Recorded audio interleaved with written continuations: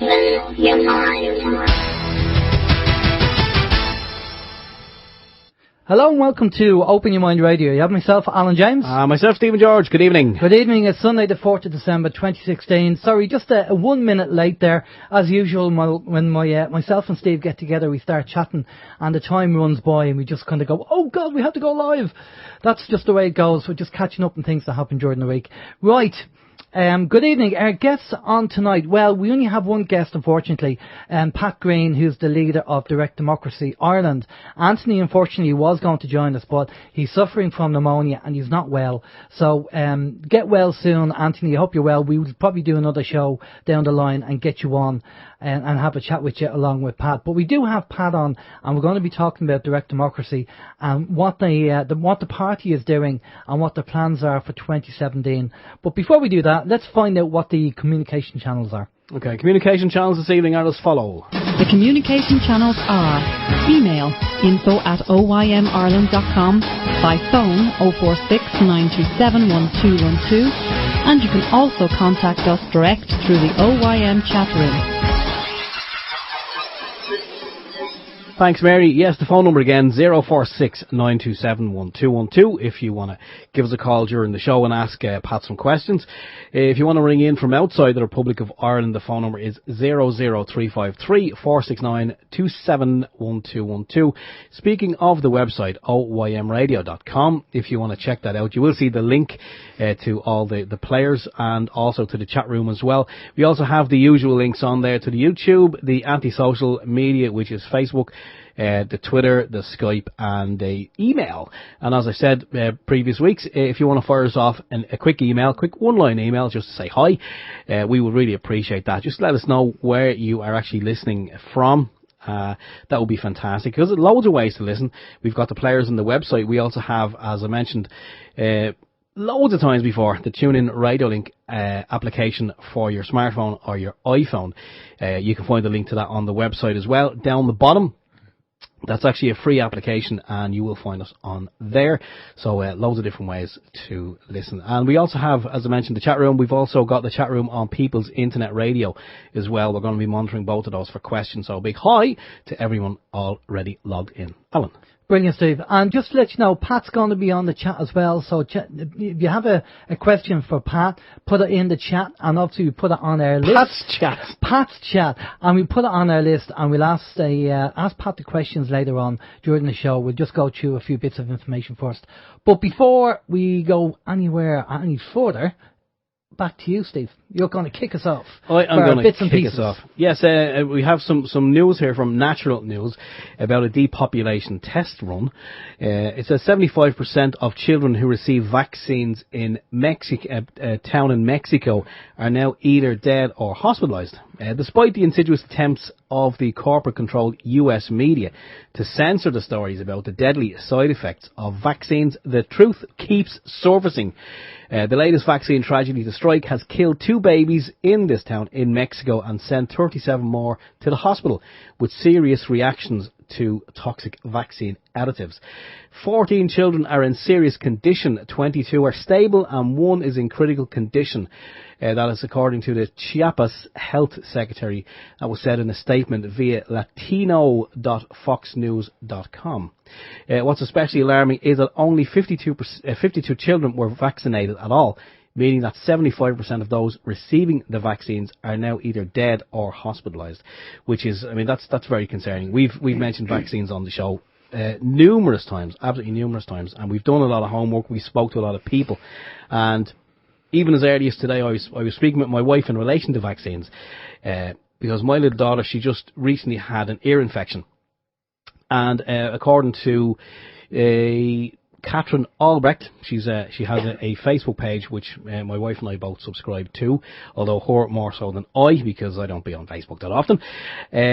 But she said there was a report on there from Catherine, from her team, that said that children who do suffer from ear infections, if they have been vaccinated, they tend to have to go to the doctor and get antibiotics and all to try and clear up this ear infection. But children who have not been vaccinated, the body takes over intervenes and clears it up all by itself. And I have to say, fair play, because that's exactly what happened in my daughter's case as well. We looked after her, made sure she was comfortable and pain-free, but her body looked after herself and cleared up the ear infection. Brilliant. So, yeah, absolutely fantastic. Love to show you.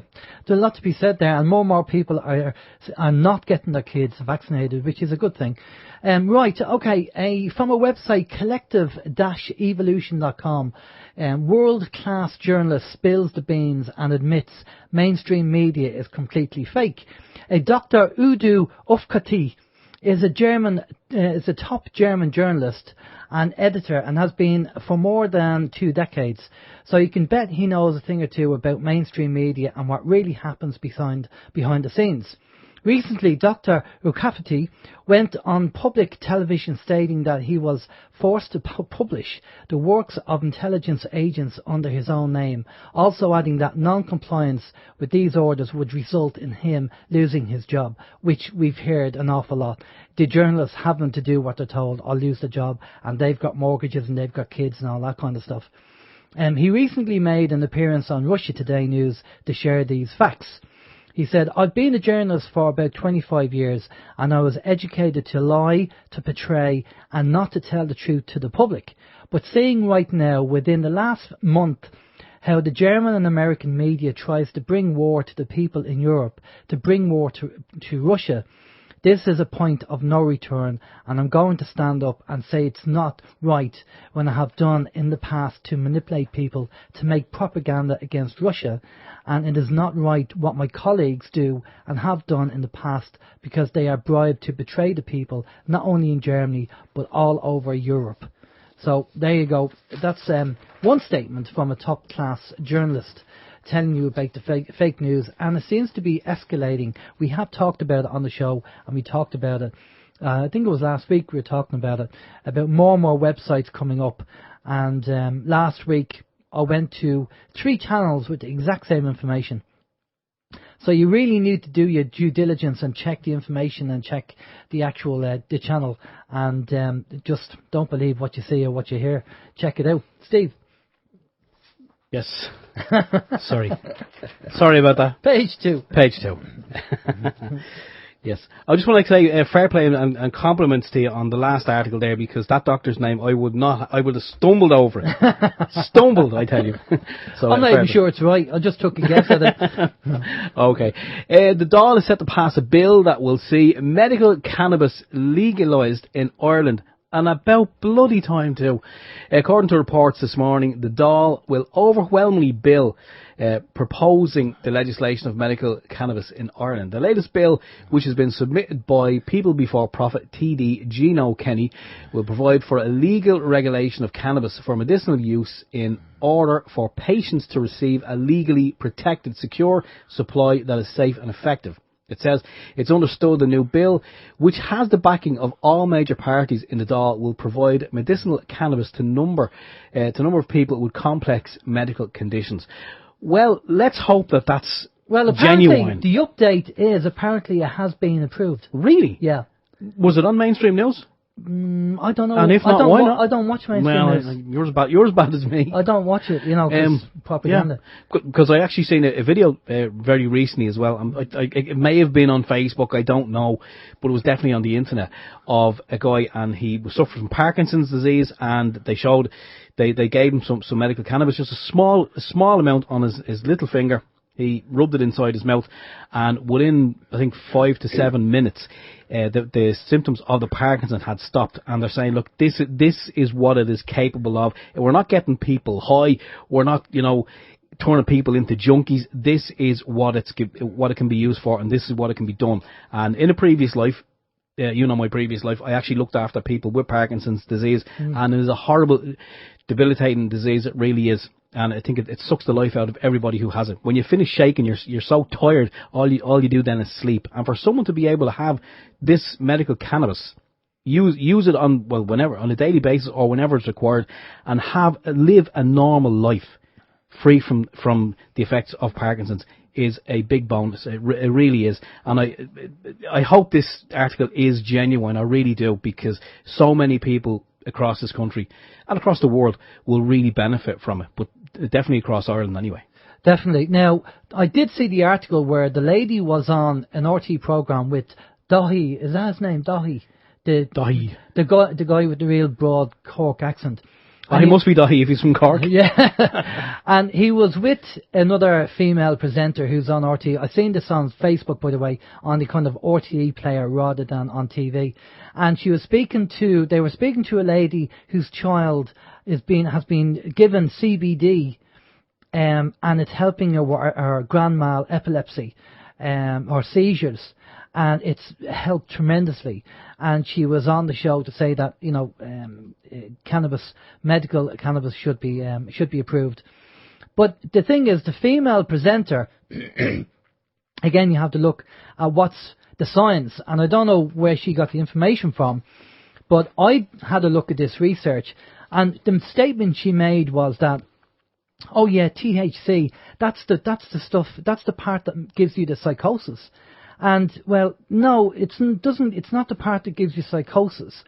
The research that I've come across from doctors, and they 100% agreed with it, was that the cannabis on the street that the kids were taking the skunk was laced with other chemicals, which was the cause of the psychosis in young people.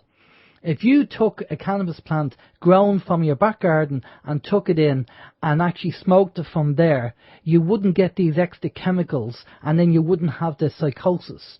Yes, you'd have, if it's a cannabis plant with the THC in it and not the CBD, well, they'll have a bit of CBD in it. But the difference between industrial hemp, which has like mostly CBD and no THC, and then a proper cannabis plant, which will have both. And the THC, as you know, gives you the high. But this TV presenter was saying that, she just kind of generic statement, THC causes the psychosis.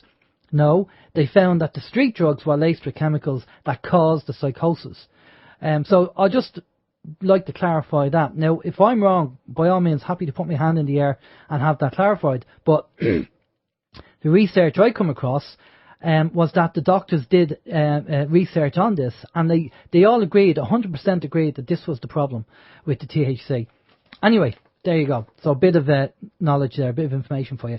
Right, do one last thing on our list before we go to Alan and Steve's week is, you all know about a group in Ireland called Integrity Ireland. Stephen, Manning, Colin and Joe. And they put up an urgent notice during the week on Facebook, and I think it's worthwhile saying for people to realise how corrupt our system is, and how corrupt the state is, and the Gardaí, unfortunately, are the higher-ups in the Gardaí. And the notice reads, urgent notice to friends, supporters and affiliated groups. A trusted source from inside the establishment has alerted us that instructions have come from the top to have certain key anti-corruption campaigners charged with terrorist offences, and that arrests should be expected shortly. We are alerting the public now in the hope that this will make those responsible for this insidious decision think twice about the likely repercussions of any unlawful, unconstitutional and criminal actions on their part, and that all our evidence of criminal activity by agents of the state, including the names of those at the top who have sanctioned this treacherous decision, will be released into the public domain in the event of any such developments. So basically, the Integrity Group are doing such great work challenging the system, and they're at the forefront of doing that, and fair play to what they're doing. But because the system is getting rattled and they're getting nervy and their empire is kind of falling apart, that we're seeing the cracks. The judges are walking out of the court halfway through because they just can't deal with people who are beginning to know the law and understand the law and challenge the system, and their empire is crumbling. So now what they're resorting to do, like just thugs, is to, Colin and Joe and Stephen are all in the firing line. So if you do hear anything, by all means let us know, keep us posted. We might get Stephen on in the new year to find out what's going on. But imagine the people that we put in to, like the Minister for Justice. These people are voted in by the people to, do their job for the people. and it's all hypocrisy. It's all about screwing the system, the golden circle, you know, and keeping their empire going, and locking up innocent people by, you know, fitting them up with false charges. I mean, it's just disgraceful how things are going at the moment. And this is the kind of system that we have over here in Ireland. It's just unbelievable. So just to let you know that this is what the powers to be plan to do. This is the level they're resorting to try and shut people up. So just to let you know about that. But I think that's not just in Ireland. That's across. It's across the world. You know, it's a classic case of you're with us or you're against us. Yeah. And if you're with us, fine. If you're against us, you're a terrorist, you're a criminal, and all these other things, and you be treated as such. Yeah. It's ridiculous. Well, the fact we live in Ireland, that just to report that, and as Steve says, it happens in other countries as well. It's no different. How's your week anyway? I'm glad you asked. Now I've had a very busy week in work, and I'm working on my own because the lad that I normally work with, he's been out sick with a head cold. So I'm not sure if it developed into man flu, but you know, if it did, I'm going to have to send him a bouquet of flowers. Anyway, I was just working away during the week, and hungrily, I might add, missed lunch breaks, etc., to get to meet the deadline. And midway through the week, I was just thinking to myself, what's it all about? What's it all for? Pussycat. Whoa. Tom Jones song in there. Tom Jones, you're showing your age. But I thought, what's it all about? You know, and then to kind of to top it off, I think you shared a Facebook post of a homeless guy being interviewed. That's right, yeah. Yeah, and I seen that today. And it really puts everything into perspective. We're working for the man. We think like we're working, and blah, blah, we're paying the bills and we're keeping our head above water, and we can afford maybe to have a holiday once every 5 or 10 years, and we can afford to put food on the table. And then I heard this homeless man on a post that Alan shared on the anti-social media, and he put everything into perspective. It really was, it touched me anyway. Because the guy had it all. He was kind of living the dream, and then it was all taken away from him. He ended up in prison over a drugs charge, and he got out there, and he can't get his life back on track because he had drugs on his possession. He wasn't selling them, but he can't even get an apartment to live in, and he's just finding it tough. Remember what they said? They'd give an apartment to a paedophile quicker than to a person who used to be taking drugs. Yes. But he wasn't a drug pusher. He was just a user. That's it. But they give a paedophile... Yeah. That's incredible. Yeah. But it puts a lot into perspective. But anyway, look, I was there and I was walking away, and I'm thinking there has to be a better life than this, and I'm sure there is. But then you look at other people and you realise, you know what, I think I have it tough, but in reality I don't. Because you see the amount of homelessness, the amount of evictions that are happening across this country, and then you realise, maybe it ain't that bad. Anyway, that was just a little bit of a rant. Anyway, there we go. A lot of kind of chatter in work about this god awful program that I've never really seen it, but I've heard the concept. I'm a celebrity. Celebrity, get me out of here. I'm a politician, get me out of here, yeah. And again, in Walking Past, and a lot of people are talking about this, seemingly it's back on, I don't know where it's on, but it's back on. It's over tonight. Is it? Yeah, it's the last. Oh my God. Yeah. Anyway, I'm sure I'll hear all about it tomorrow. But during the week, in a moment of, I don't know, a moment of clarity, I don't know, but I came across this program, and I said, I'll have a look and just see what it's all about, just for the hell of it. And I did, and I have to say, all my fears, were confirmed. It is drivel. It is rubbish. It really is. It is chewing gum for the mind. And I have to say, there are certain people who are, as Alan would always say, you're the closest 6 people to you, and there are people in my closest 6 people who used to watch it. And they don't watch it anymore. And I had a conversation with 2 of them during the week, and it was an eye opener. It really was. One of them was my wife. Shh, don't tell her I said that. But she used to watch it, and I told her that I had seen it, and it just looked like a pile of anyway. But she said, yeah, it really is, and it's only when you stop, you get into these things because it's the topic of conversation in the school. You know, when you're dropping the kids off to school, some of them, the mums there, would maybe say, oh, did you see Celebrity last night? And they'll be talking about it, and if they're not talking about it at the school, they're talking about it on Facebook.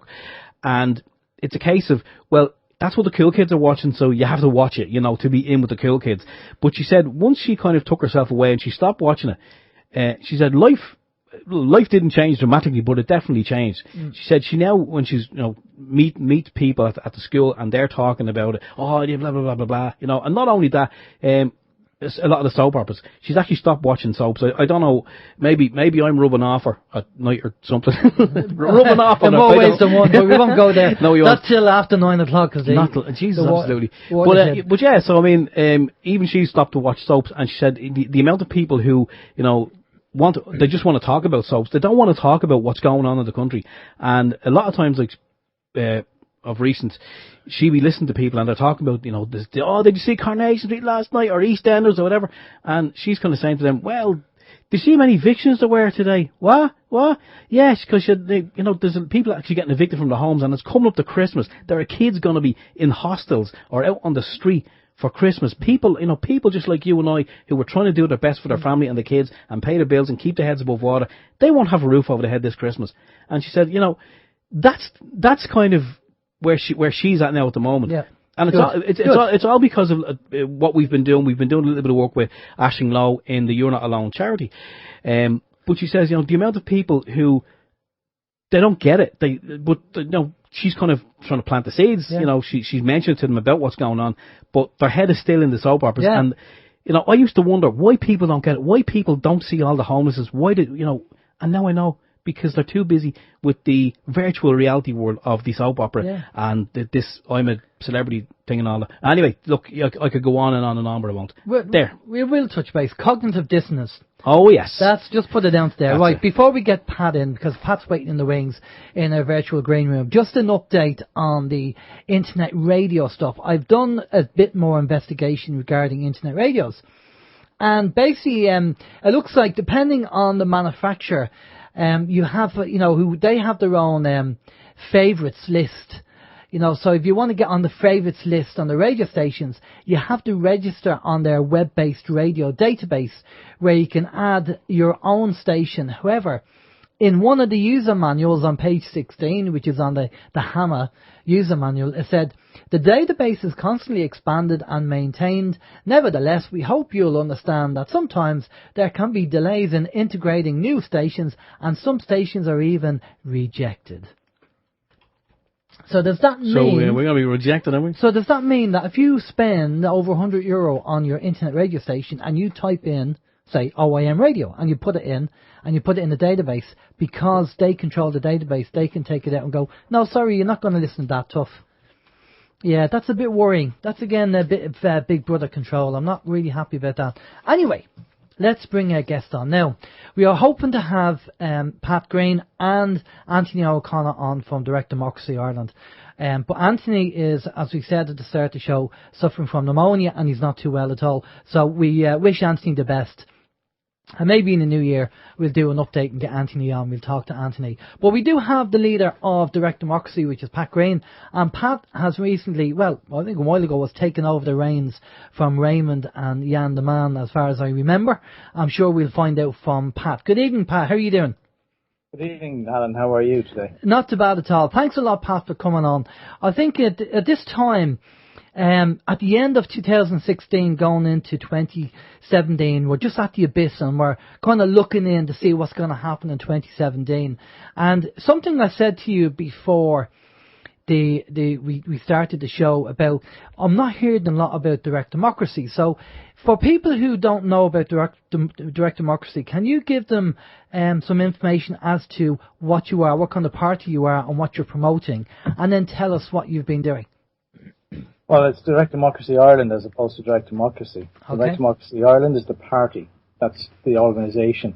We would prefer to be called a movement, but you cannot register a movement in the Oireachtas, so you have to call yourself a party. You have no choice in the matter. So what we're trying to do is promote direct democracy. changing changing the political system that we have here in Ireland at the moment, which is pure representative democracy. Now, direct democracy is where the people have a possibility or a key, a way of actually accessing the decision making in the country. For instance, with the bailout of the banks, or even with the evictions, that's quite topical at the moment in our circles. You, Alan, could go down to your local county council or your local government offices, wherever they may be, and you pick up a packet, and in that packet you have everything required to initiate a referendum on whatever subject you decide. So when you pick up that package and you sign for it, there's a clock that starts ticking. You have a given period of time. For argument's sake, if it was a local authority plebiscite or referenda, you would have, say, 6 months to get the stuff together, get the signatures together. But if you was on a national level, you'd probably be given 18 months, a year and a half, to get enough signatures right across the country. You can't just hub-hatch on O'Connell Street. Right across the country, and once you get that number of signatures in the required time frame, then a referendum is initiated, and that's it. The government have no choice but to call a referendum on that particular issue, because there's enough people in the country, say 50,000 nationally, that agrees with you that this topic or subject needs to be looked at. So that is what we're trying to bring back to Ireland. We had it in 1922, Constitution of 1922, is Article 48. That article wasn't very strong, obviously, because if it was strong, they wouldn't have been able to get rid of it. Now, having said that, the way they did it was underhand anyway. But the difficulty we have with representative democracy is that they have all the power, we have none. Now, as it happens, it looks like, and it only looks like, the water charges are going to go. They're not fully gone yet. They might try and get it in the back door. But if this was put to the people, it'd be gone, full stop. End of story. At least, if not, there'll be a decision made by the people, not by a group of politicians sitting in dark rooms, smoking cigarettes and handing out divvies as to who's going to get what, where and when, with the private company. So that's what we want to try and do, is avoid that sort of thing. Now, we don't want to get rid of representative democracy. Because getting rid of that and bringing in direct democracy, nothing will get done because everybody will be questioning everything that's going to happen. So with the Swiss model, which is a good base to start with, we would be able to put certain limits on the ability for people to bring referenda forward. And there'll be reasonable limits. And they'll be set by the people, not by individuals. Initially they're set by individuals, but eventually they'll be sorted out by people themselves. So you could put a financial level on it, say €50,000. Anything below €50,000 is local authorities only. Anything above 50,000 is national, and then you'd have other breakups as well. So anything over, say, a €10 million spend could be, easier to initiate a referenda on certain things like that. But if you're to do that on its own, just direct democracy, nothing will get done. So you need to leave representative democracy more or less as it is. I would be for changing the Senate, getting the Senate back up to what it's supposed to be, which is the second house to counteract the balance in the Dáil, or the Oil Oireachtas, and then go from there and bolt on the direct democracy onto that existing system, so that people can watch the politicians day in, day out. Like, there was an interesting article today in the independent.ie, and the name of the author is just after escaping me, but he was saying at the end of his piece that we need to be careful and keep an eye on these people in the future, referring to the Dáil, the representatives in the Dáil. But there's one thing, is there's no mechanism there to do that, except going out and protest. But if you don't have the backing, or of the financial backing that the Right to Water had, and the volume of people that were there, you're not going to get anywhere. But direct democracy, the party, like for instance, I'm the leader of Direct Democracy Ireland, but I don't lead the party. The party tells me what they want to do, and then I go out and do it. So in some respects, I'm not the leader. I don't tell them what to do. They tell me what to do, and then we take it from there. So that's who I am. Okay, and I have to say, I haven't seen much on the social media. I mean, I don't watch TV, but I don't see much on social media, and I haven't heard an awful lot of what's happening with direct democracy. It seems to have gone very quiet. Is there something going on? Are you working on something, or is it? We had slight difficulties with our website. That's being ironed out at the moment. Again, an awful lot of what we do is down to finances. We don't have the financial backing that other groupings do, so everything is voluntary. That sort of hindered us quite a bit in the last, say, 3 months. Before that, we're just trying to recover from the elections, and things just went quiet a little bit because we were all spent. Again, when I spent, I mean emotionally, physically, and every other way. So we were trying to regroup and come back at it again. So what we'll be doing in the next 6 months, 7 months is trying to make contact with various groups around the country and try and get them to come behind us. It is a bit of a difficulty, but that's what we want to do. What we also try to do is get onto as many radio stations as we can to get the word out there. And thanks for taking me on tonight, I might add. But the difficulty is that every time we contact local radio stations, the media in general, we're told that there's no point in bringing us on because we don't have an elected representative, which is a way of just shutting you up. Mm. There's no reason why they can't take us on. They take people on who write books. They're not elected.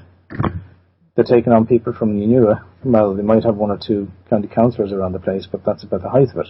Yeah. So they use these various mechanisms to keep us quiet. On the social media, because of our situation with the website, it's kind of hampering us a little bit. But that's being ironed out in the next fortnight, so we'll be up and running there. So as regards forward going into the new year, it's to regroup, get our act together, and start pushing the social media side of things. Okay, what's the situation regarding representatives for DDI around the country? Have you, obviously this is something you're going to be probably doing, sitting down, looking at the logistics and going, right, break down the counties on a per county basis and then get your DDI representatives on a per county basis. Where are you at the moment with that? We have 22 people who are trying to represent us or trying to make inroads into the existing system at the moment. Growing that is something that we have to discuss a little bit further. We're discussing it there for the last few weeks ourselves as to what way to do it. Whether we actually try and expand on that 22 or consolidate and put effort in behind 1 or 2 people to get somebody into the local authorities at the next time round, which is only a couple of years from now. So as I go around, that's what I'll be concentrating over the winter months. What I'll be doing is going around and making contact with various groups. And within those groups, we'll probably find somebody who may want to run for Direct Democracy Ireland in the local authority elections coming up. So that's what we'll be aiming at the moment and see where we go from there. I'm trying to understand the politics over here because I lived in London for a long time, 17 years, and I never really got involved in politics when I came back to Ireland, and it's only now with the radio show and talking to people, kind of trying to get your head around how it works. But the one thing I noticed attending a few local meetings is that these local councillors are either Fine Gael, Fianna Fáil, Sinn Féin. I mean, basically the people at the top are controlling everything from the bottom up to the top. How do you get to be a non-party representative in a council, or do you have to be part of a party to be in the council? I mean, how does it work? Do you know how it works? To be a non-party councillor within a local authority, yeah, it's a very difficult thing to do. Most people who are non-party were in a party at one stage. Very few get in purely on their own bat. Usually what happens is that a particular event happens in the local authority, which is actually counties at this stage. And based on that particular action, you might get a lot of people behind you, and you get in as an independent. But once you go in as an independent in a county council, that's you have absolutely no authority, none whatsoever. You have no power, you have nothing to have, unless there's a balance of power. Within the local authorities at the moment, they will strenuously deny, but there are pacts being made between Fianna Fáil, Fine Gael, and sometimes between Sinn Féin and other parties, that they will work together on voting. So if Fianna Fáil want to vote something through that's a little bit controversial, Sinn Féin will bow out. They'll just abdicate any responsibilities. So they won't vote one way or the other.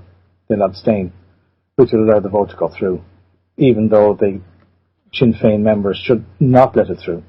And the same will go for Fine Gael and Fianna Fáil. In Drogheda, it's a Fine Gael, Fianna Fáil, or so to say, Louth, Fine Gael and Fianna Fáil together.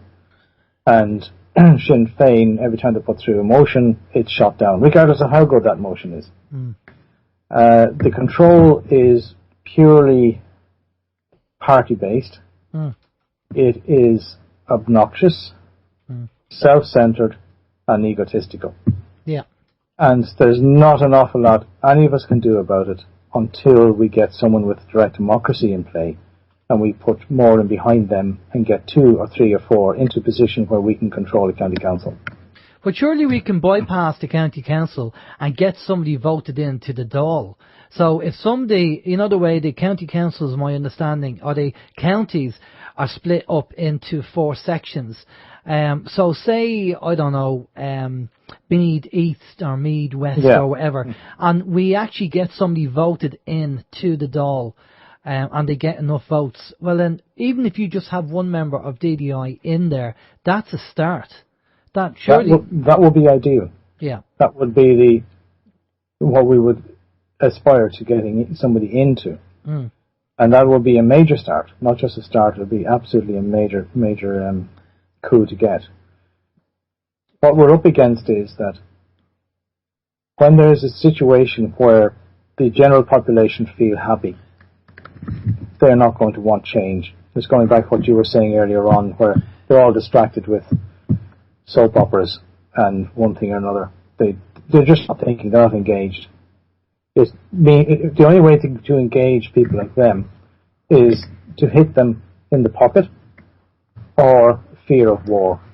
After that, they don't care. Yeah. And there's our difficulty. Getting our message out there is very expensive. Well, we've said... Yeah, we've said this before. We had a chap on the show called Bob Chapman. Unfortunately, he passed away a few years ago. And Bob he's in a counter-intelligence, and he spoke about 6 languages, and he's a financial expert as well. And we said to him, Bob, what will it take to wake people up? He said, when they can't put food in their children's mouth. And he said, by then, it'll be too late. Yes. And that was his take on it. And it's getting to be like that at the moment with the current situation with the evictions. The amount of people going up in court for repossessions with the banks and what's happening is just phenomenal. We're seeing it thanks to a lot of people on Facebook who are posting up what's happening in the local courts, and the many people on a weekly basis are going up for repossession. It's just unbelievable, and we have great, people like the Hub and the National Land League. And I mean, it's they're doing a great job, and it's a thankless task because obviously, they're not getting paid. They volunteered to do that, and they're doing a fantastic job and helping the people there. But I've been down in Trim Court on numerous occasions, and you could have 80 people up in front of the registrar, and you'd find that only like 10 people would turn up out of the 80. And that's the sad thing about it, is that people they're not, now I know when you're in fear, it's very hard to concentrate and focus, because you're obviously the fear of what's going on. But if I can put across you, Alan, it's not just fear. It's totally emasculation. People are completely emasculated. They feel, and they are told on a daily basis, do as you are told. Yeah. End of story. Keep doing what you're told. And if you do not do what you were told, well, then you'll go to jail. Yeah. And they have become obedient. It's very similar to the Stanford University study, if you're familiar with that. And the guards took the role of the guards. Oh, yeah, I remember this. Jails, and the people who were their friends before this whole thing started took the role of prisoners, and they took on the role of prisoner, where they felt subjected to the power of the guards. And the guards, when they saw this, upped their game and became more oppressive. Yeah. So what has happened in our society, as far as I'm concerned, you have a situation where the people have taken on the position of prisoners, slaves, and they continuously let the powers that be believe that they are in charge, that they are actually in charge when they aren't. The powers that be are supposed to represent us. They're not supposed to be in charge of us. So when you go down to the courtroom and you see 4 or 5 people in the room there to protect their homes, you're there, and Anthony and Ben and whoever else is there from the hub and all the other groupings, and you're going, what is going on? You have 70 houses, 70 families up in front of this registrar, not even a judge, and they're not even here to say, look, stop, I don't want this to happen, because they are told from an early age, the law is this, the law is that, and it isn't the law. It's a statute, it's an act, that's all it is. But we're not taught our Constitution in school, and there's a reason for that. They'd be afraid to let us see it, be afraid that we would ever understand our Constitution. Yeah. Well, it's funny you should say that, because I was helping my son, or trying to help my son today with algebra. He had some homework that he had to do with algebra. And I've said it before on the show, and I'll keep saying it. The education system is designed to make great slaves. They don't want the kids to know about the Constitution, about the law, about the financial system, fractional reserve banking, and everything else that ties into that. Because at the end of the day, you know, educated people, you can't manipulate educated people, but you can manipulate ignorant people. And that's what they want. They want to dumb down, and we see it in certain cultures in the Far East, in the Middle East, where they purposely keep down certain classes of citizen, where you don't educate them, because they know that if they do, they would actually stand up to the system. Yes. Now, I was down in Blanchardstown Shopping Centre on Saturday. Yesterday, and we were just kind of walking around and having a nose around and stuff like that, and you wouldn't actually think there was austerity, in all honesty. The amount of people that were down there, and I'm not saying everybody was buying, but there was shopping bags left, right and centre. That's what I was about to say to you. I'm in business myself. Sorry, excuse me. Yeah, I'm in business myself, and what we're finding is, there's a lot of footfall, and there's a lot of people spending, but they're spending less. And you'll find them spending on small items. And as a result, the shops are under pressure. Yeah. So you have this activity, but you don't have any substance to the activity. Yeah. There's a difficulty. I went to the cinema last night. Went to see Scully, by the way. Would recommend it to everybody. But I walked into that cinema, and there must be, 200 seats, 250 seats in the cinema, and there were 6 of us in it. Wow. Yeah. What had happened was there was other activities going on in the town, so the money moved from the cinema to that other activity. It is so thin on the ground. Finances are so thin, you cannot go to one thing and the other thing. You can go to do one or the other, whereas before you could do both. Yeah. Now you're talking about, okay, cinema can be expensive, but relatively speaking, it's not that expensive. And there was only 6 of us in the cinema. The staff were actually quite amazed. Saturday, what day is today? Sunday. Sunday. Sunday. Super Value here in Drogheda, the main town, in the centre of the town, shut its doors overnight. The staff weren't even alerted. They came up looking for work the next day, and the shutters were down, and there was stock takers in place checking the stock for the receiver. That's why I seen it put up there that it's closed down. 24 jobs let go now. Yeah. Yeah. And, people are saying there's a recovery. But if you're seeing a lot of activity and you've RTE telling you there's a recovery, you're adding 1 and 1 and getting 5. Not you particularly, Alan, but the vast bulk of people will add 1 and 1 and get 5, thinking that we're having a great time here, we're having a fantastic time here. Go and ask the people who run the shops, who own the shops, what's happening. Yeah. And they will look at you with a very long, drawn-out face. Yeah. No, I totally agree. Steve, you've got 3 kids. What are you seeing on your business? What are you seeing yourself? I'm selling one of them at the moment. Isn't that child trafficking? I don't know. That's not allowed, Steve. I don't think. Well, you know what? And I don't care. Even if you put it on advert, it's still not allowed. No? You have to do what you have to do to make ends meet. Yeah, I work in a warehouse as well, and I have to say, well, you know what? You're right. When I'm out shopping, and I do go shopping with my wife from time to time, and we have been doing a little bit of Christmas shopping, and it does look like that. There's a lot of people out there with a lot of money, but as you're saying, Patrick, and I totally agree, there is a lot of footfall, but people are coming into businesses, and like we see it as well in the line of business, the line of work that I'm in, and we sell ingredients. And we're noticing as well that whereby we used to be selling, let's say, a pallet of a product or whatever, we're now selling to almost the same customer. It could be maybe 5 bags. And people they're not buying in the same quantities. And yet when you do listen to RTE and the politicians and you hear, oh, there is a recovery and we're making great steps, leaps and bounds, and you look around and you go, hang on a second, where are they getting the information from? Because I live in the real world, as do you, as does Alan. That's where we live. And in the real world, on a daily basis, it paints a different picture. And you have this nonsense on RTE and we're doing much better as a country, and this is up and that's up, and there's jobs here, there's jobs everywhere, for God's sake, there's jobs in every corner. And it's all they're starting to believe their own PR, their own propaganda, I suppose. Yeah, basically. And the Irish economy and European economy in general has taken a downer for the last 2 months, and that's not being talked about, of course. So when that's happening, if you've got the European economy is down and we're selling into an economy that's down, how can we be up?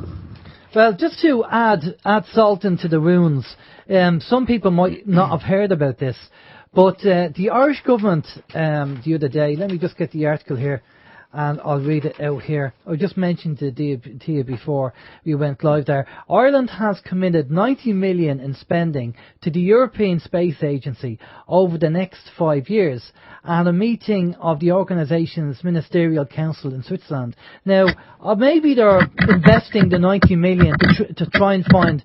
You okay there, Pat? Bit noisy. Yeah, sorry, yeah.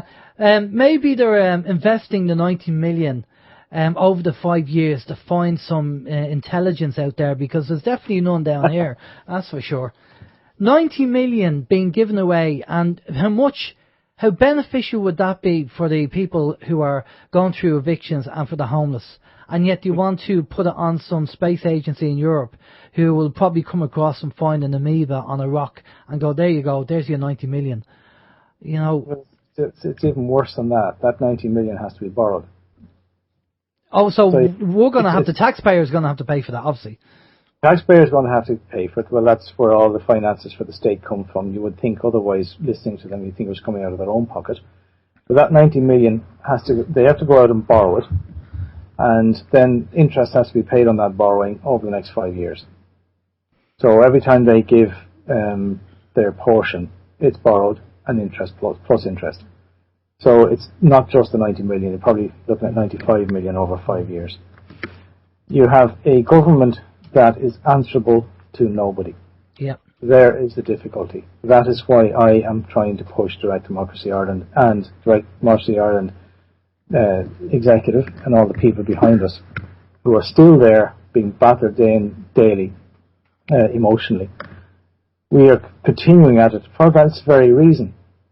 If this was Switzerland, and I can really only think of Switzerland because it is truly a direct democracy, somebody somewhere would initiate a referendum on that issue and have it halted. Because I cannot see anybody being able to put their hand on their heart and say this is the correct thing to do when we have people freezing to death on our streets. In Dundalk, a man was in the car park the other week, froze to death. Buncrana, another one froze to death. I think there was another one in Cork. God knows about the others that we haven't heard of. And plus... I was going to say that, Alan, plus the people who are committing suicide on a daily basis because of financial ruin. Yeah. So you've got that side of it where you have a government that's completely out of control. Completely. And the thing is... no one's answerable to nobody. Yeah, and we've said this before, because it's the public purse and it's not their personal money, they are spending it like it's gone out of fashion because it's not their money. And then the arrogance kicks in because they think, I've referred to this time and time again on the show regarding the corporate world, and I always apply the corporate world to politics because it's the same thing. They are all employees, and they have this level of arrogance. Like the new health minister now would be in, if he's got promoted, now he's a health minister, then he'll expect certain things because I'm a minister.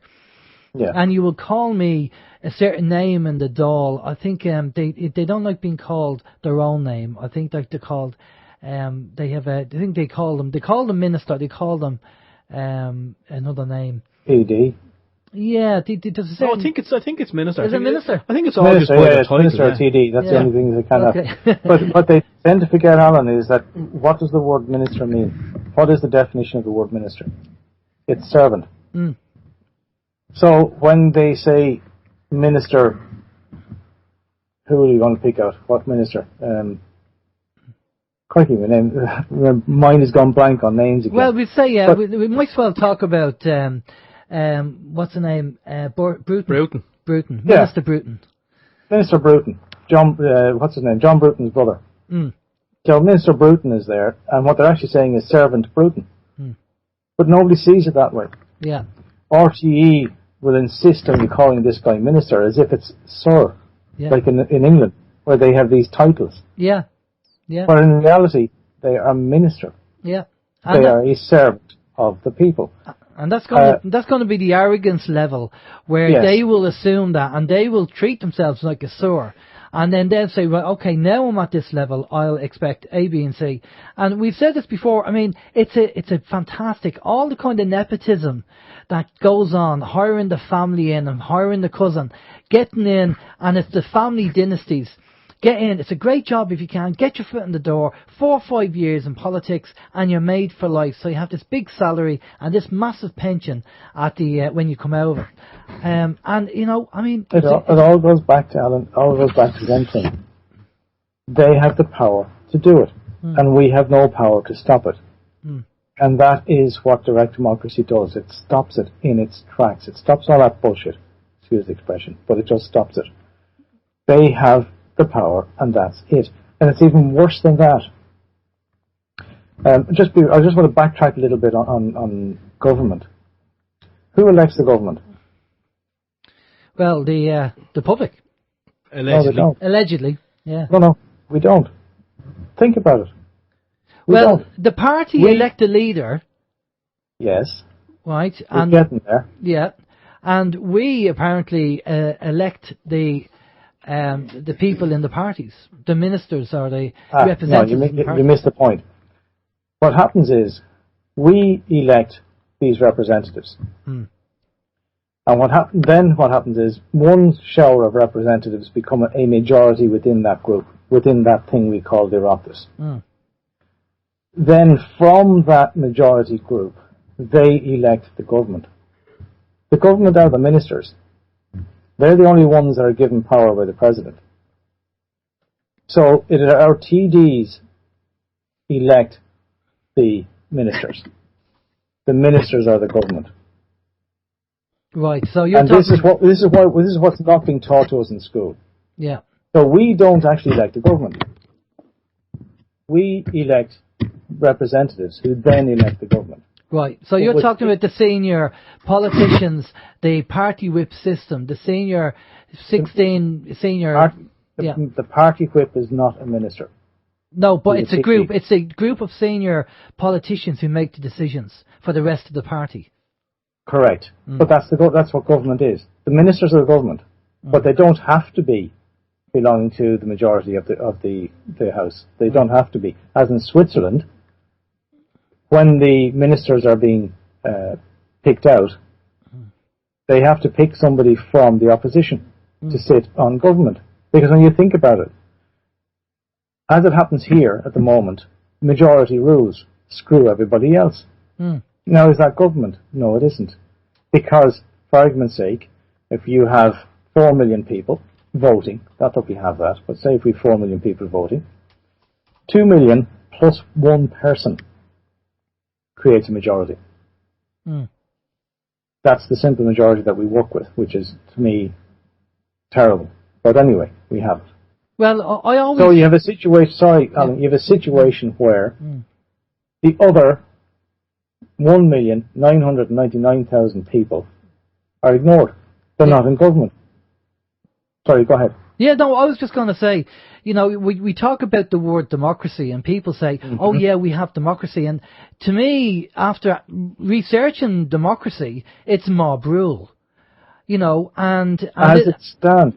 As it stands, yeah, exactly, because as you just said, the rest of the people are ignored. Yes, but that's because we allow that particular form of democracy. Democracy comes in many forms.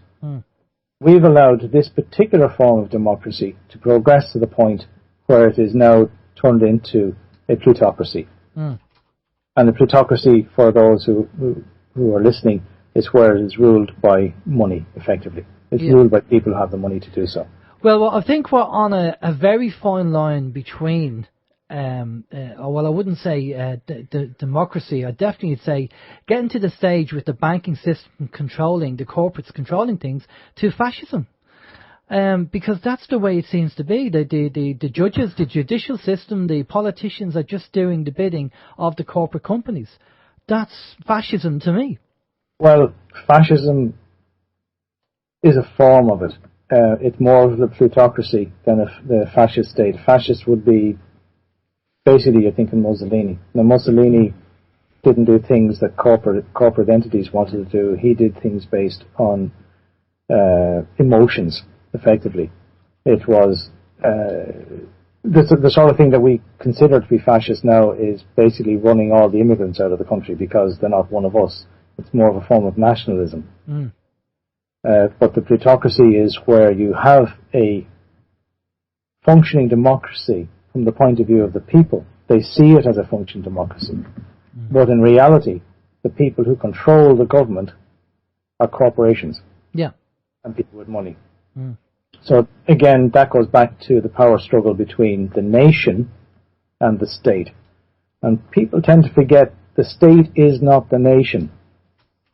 The state is basically a management system. That's all it is.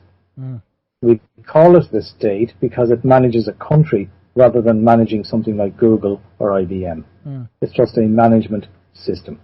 But it's getting and the people and the families make up nations. Yeah. Well, it's getting to the stage where, again, as you said earlier, the threats are there. Do as you're told, or we'll put you in jail. That's the way it's getting. It's getting to that stage. I think Steve has a couple of questions or comments there. Steve? Yeah, I have a couple of comments and a question. I was actually just thinking there during the week that I think it was the film that was released many years ago. I think again I don't know my films.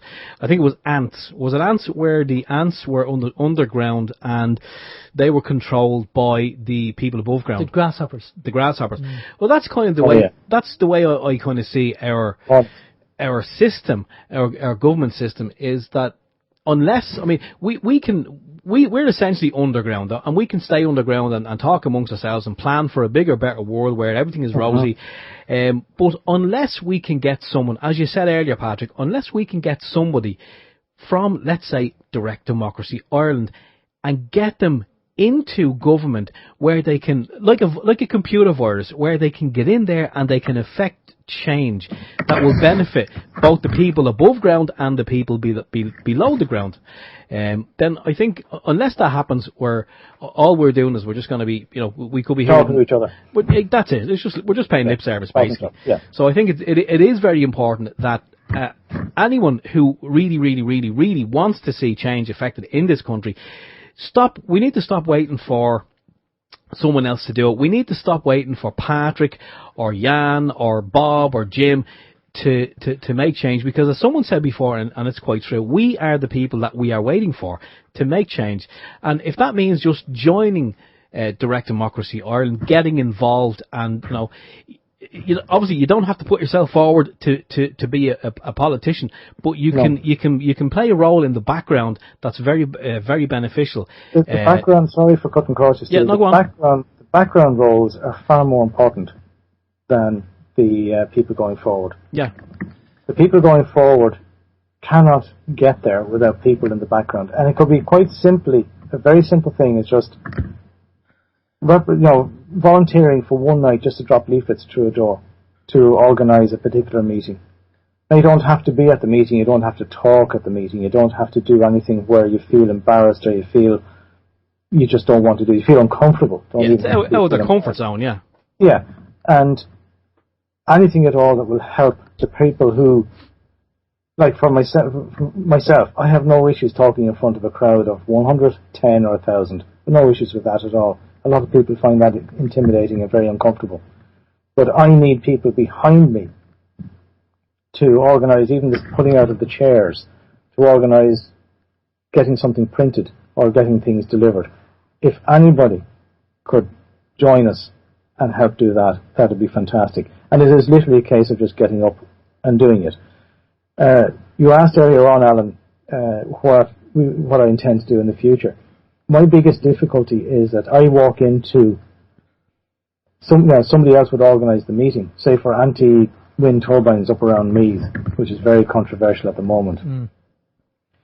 And I walked into a room with 300-400 people in it, and you've got a Fianna Fáil and a Fine Gael representative up at the front, and they're talking to farmers, and you might as well be knocking your head against a block wall, even though they are up against it and their farms have been destroyed. I won't go into it. You could actually spend an entire night just talking about this despicable acts that's happening there. They still put their trust in this guy sitting up there waffling on about nothing. And when I get up to try and speak, the microphone's pulled off me. Quite literally. Take that microphone off me. Mm. So we need people to join DDI to circumvent all that sort of thing. Create smaller meetings. There's just 10 people. If you can get 3 people out of those 10 to listen to you and understand you, that's what we need to do. Well, Patrick, it only takes about 1.5% to 2% of the electorate to change the entire system. Patrick, what I've seen before, and I heard this, and again, it's something that does work, and I've seen it in action. But you go to a meeting, and this is where people in the background can play their role as well. You go to one of those meetings. The Fianna Fáilers, the Fine Gaelers, they've already had their say before you even get up there to try and open your mouth. And as you say, the microphone's pulled off you. What you need as well, and again, you don't need me telling you this, are a couple of supporters who are on your side, scattered throughout the crowd, who, when people are not listening to you or they're not interested or they think you're talking rubbish, then what people need to stand and go, oh, hang on a second, this man is making a lot of sense. I agree with a lot of what he's saying. Let him continue, because, we need to hear him out. And again, and that's where people in the background come into play. And it doesn't take an awful lot, of stepping out of the comfort zone to do that, because you're not drawing attention to yourself too much. You're just saying a couple of sentences for a short period of time. So that's where we need to box clever at these places. But you have a captured audience of anywhere up to 500 people. At one meeting for the anti-pylon, there was 500 people at it. And you go to the anti-wind turbine, and you see an awful lot of the same farmers, the same people who are up in arms over it because it's gone through their farm. But we have these groups all over the country who are fractured. In the sense that they are, you have a group in Sligo operating, you have a group in Kerry, you have a group in Cork, you have a group wherever. They won't come together and gel as one. Because of egos. It's partially that, and it's partially because once you mention the word politics, And if it's not their politics, they run. Yeah. Oh, because So they're the Fianna Fáil house, or my grandfather, my great grandfather, and the normal stuff. Yeah. And that's the sort of thing. That's where we need to go with it. Sorry, Stephen, I cut you off earlier. No, you're grand. You're grand. Yeah. So there's a couple of questions there somewhere along the line, is there? Yeah. Colin is just wondering. Well, Colin says, if we kick the central banks out, create sovereign money to meet the needs of the people, that should be everything sorted, simple. I'm just wondering, what do you think of that? Would that work? It would help, but would it work? Not necessarily, because of one particular reason. Well, there's two main. For argument's sake, say if we had somebody with the political will, like DDI, to do that. Yeah. The difficulty is that our economy is integrated within the rest of the world. And if they have central banks who decide not to deal with us because we've changed our system, then we're in trouble. So my own personal view on it is we would need to run them in tandem, if we can even do that. Because they have control of the money. It's that simple. I agree with them. It's something that I would aspire to print our own money again, whatever way it's backed.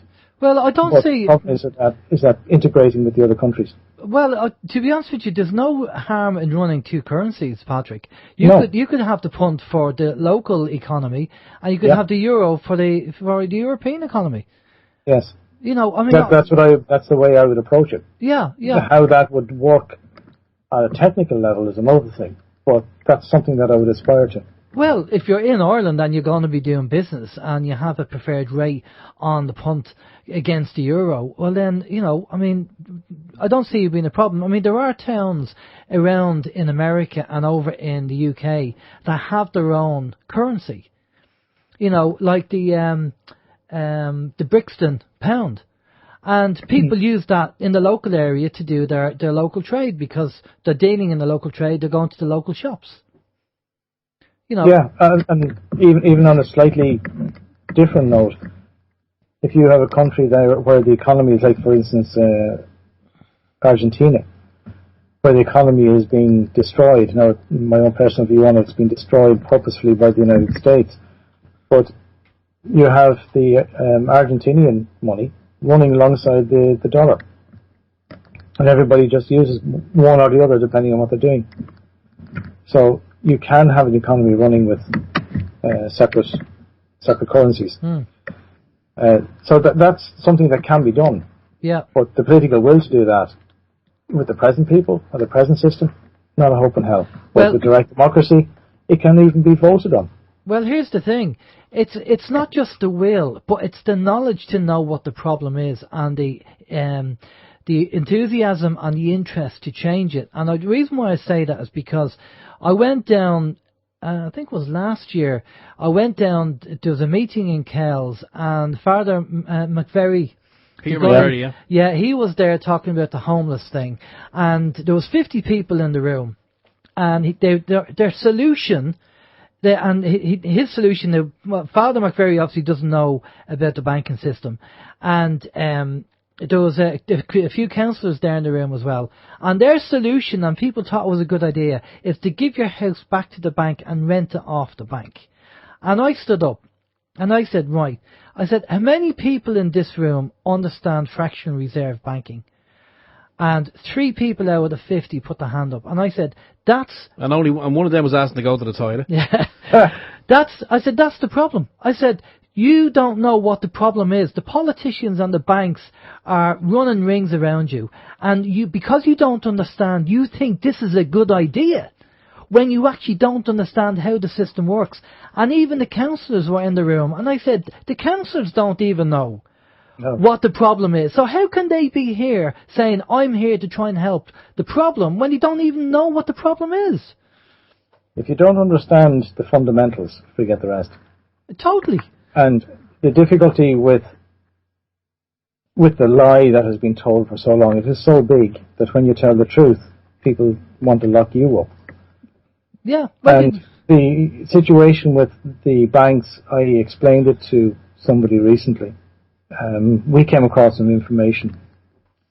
We have to be careful, but this individual was sent the wrong letter from the bank.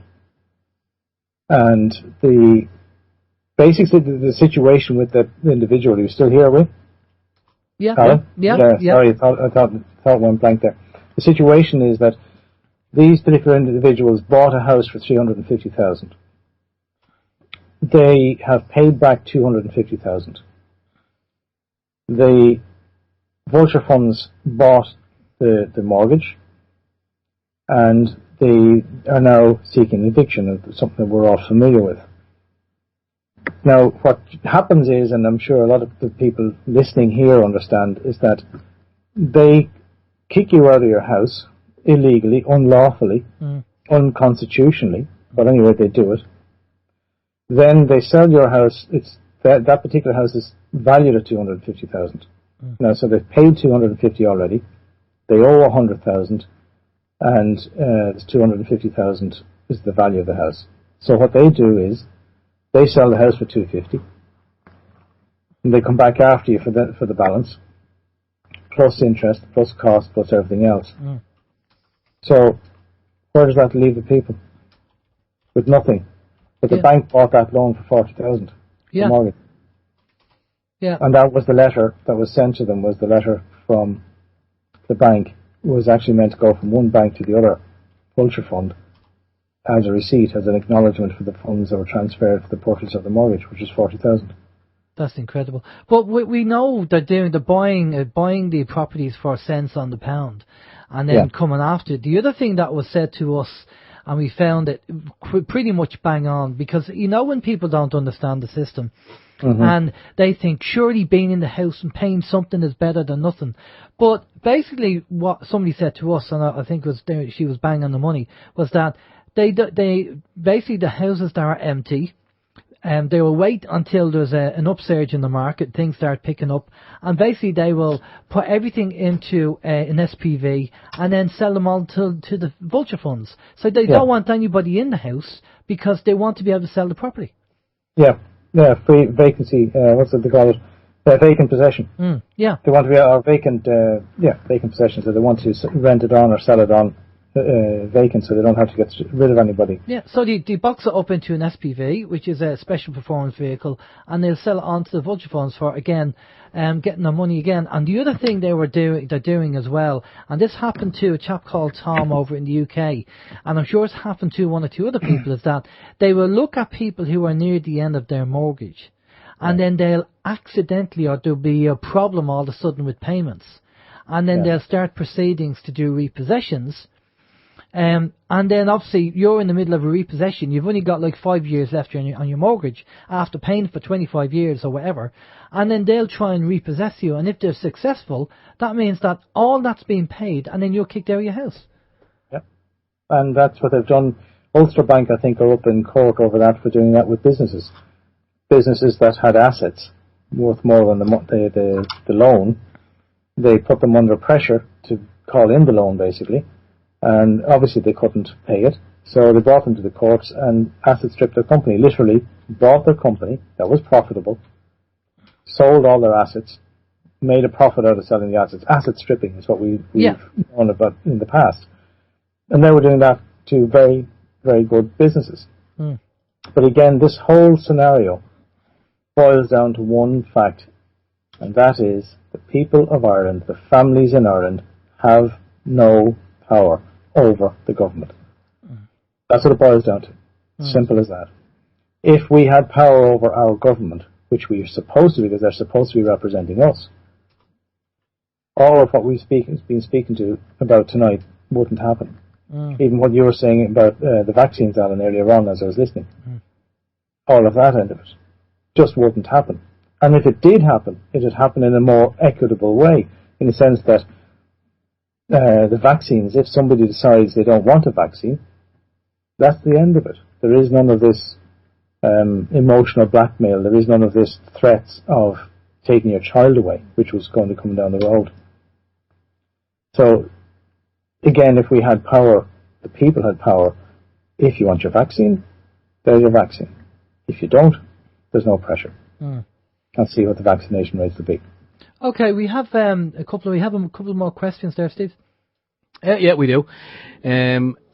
Where to go? Okay. Colin wants to know, what does Patrick think of the EU? That's a very general question, a very big one. The EU started out as a good idea, but it morphed into something that nobody wanted and nobody wants. We, in Direct Democracy Ireland, in our manifesto, we want a referendum on the EU. It's not necessarily a referendum on in or out referendum. It's a referendum on the entire EU project. Do we want to be part of something we never actually signed up to? We had a situation where we had the Maastricht 1 and Maastricht 2. Yeah. In other words, go and do it again. Lisbon 1, Lisbon 2. Both of them were unlawful and unconstitutional. The second round. Yeah. So we're in a situation where practically 50% of our population do not want to be in the EU. And that's a frightening statistic, because most of the EU, especially in the latter end of the referendum, were 50-50 almost. If it was 40-60, 40% is a huge portion of a population that doesn't want to be part of something, and they're not being listened to. I don't think people understand the effect the EU has had on us, and what way the flow of money, be that money in actual cash or be it in goods and services, that our country has been stripped continuously by the EU. Even on a very basic level, if somebody is out there listening and that they really don't think getting out of the EU is a great idea, just on a basic level, we went in based on EU, help our farmers and we'll give you our fish. That's basically what the deal was. And we'll give you access to our markets, and you give us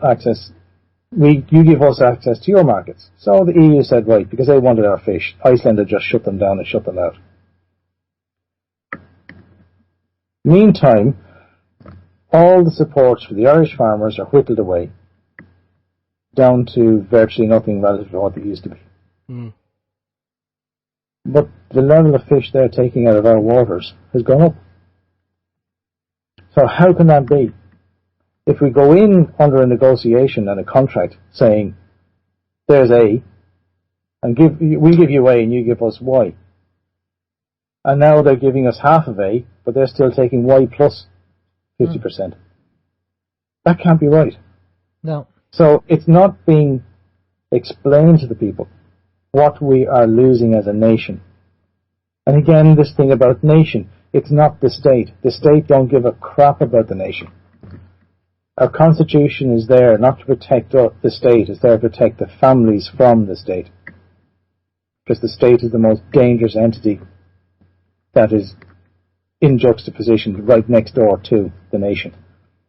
So it's a power play. As regards the EU, I couldn't care less if we went out of the EU in the morning, to be perfectly honest with you. As a businessman with access to the EU markets, I would prefer to stand alone, stand on our own 2 feet and do our own deals, the same as the Brits. But here's the thing, Patrick, we don't have to, step away from EU. You can still do business with European countries, yes. But we just don't have to be controlled by them. And I think, and people need to, we did an interview with a chap called John Perkins, who did the book Confessions of an Economic Hitman, and he told us that Ireland was a typical example of being strip mined by Europe, and they're taking everything, all their resources. So I totally agree with yourself. We need our exit, and we need to get out of EU, but we can still do business. There's no harm still doing business. They want access to our markets and our resources, and we just want access to their markets, and that's the end of it. That's it. It's just I have something you want, you have something I want. Let's do business. Yeah, that's all it is. As regards freedom of movement and the rest of it, it was a huge mistake on our part. I employed Irishmen in the past, and I had difficulties getting the locals to work. And I eventually employed a Latvian man, just myself and himself, Mm. And he was with me for 15 years. But he came in under the green card system. It wasn't a green card, it was a work permit system. And when Ireland said that they were going to give freedom of movement right across Europe, basically just open door policy, same as England, Yeah. with no controls, he looked at me and he says, what in God's name is your country doing? Now, this is a man who found it very difficult to get into the country to do work. Yeah. And he was saying, keep that system in place because it will destroy your economy. Now, a lot of people give out about Eastern Europeans, but an awful lot of them were saying, what in God's name are you doing?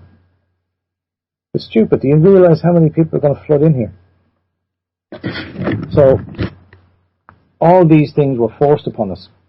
And it's part of an agenda to get rid of any form of national identity, so that you can be ruled easier. Yeah. Well, to me, it's wrong. Well, I've heard this as well, and it's one of my bugbears, and Steve will back me up in this. I always call it the Irish manana attitude, you know. And I have come across builders who hire your Eastern European guys to do the work, and I said, well, do you not hire Irish guys? He goes, no.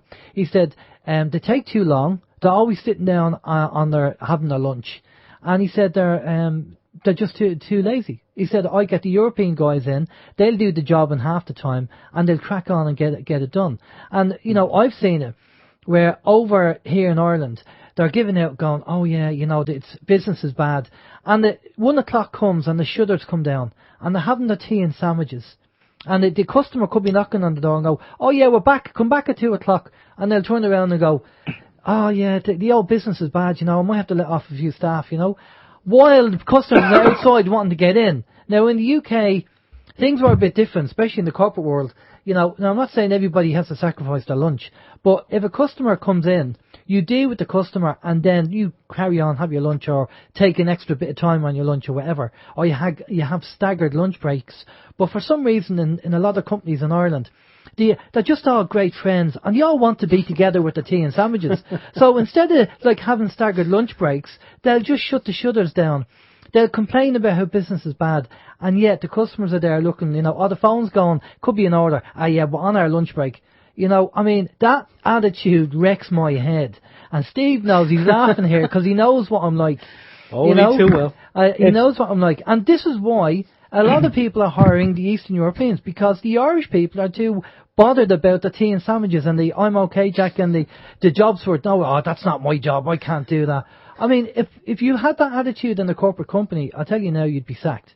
And I have sacked contractors working for me from an IT point of view because of certain attitudes like that.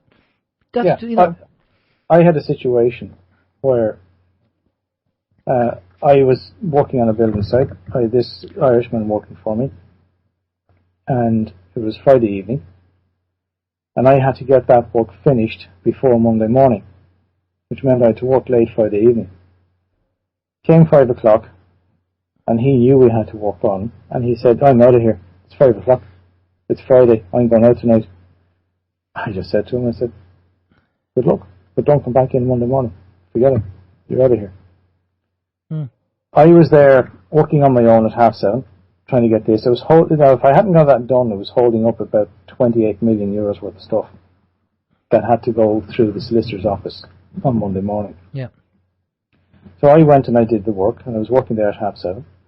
An Eastern European guy, Ukrainian, came over and asked me, he said, what the story was. He said, look, I'm finished my shift at 10 o'clock. He said, I know the sort of work you're doing. He said, do you want me to have you tomorrow morning at 9? I said, yeah. Now, he worked with me for 2 years after that. And then the Latvian chap came in. But before that, I had 5 Irishmen working for me. And each one of them, I had to drag out of bed on a Monday morning and plead with them to stay on a Friday evening. Yeah. And that attitude still prevails. Yeah, it does. Unfortunately. Now, with the man that was working for me for the last few years, 9 o'clock came, car pulled up outside the business, and we got home when we got home. And it was that simple. But it was like clockwork. Yeah. He knows me, I know him, and it's just fantastic. But unfortunately, there is this thing of a laissez-faire attitude to business, and a laissez-faire attitude to earning your own wages, basically. Yeah. And it's not that they're earning wages for an employer.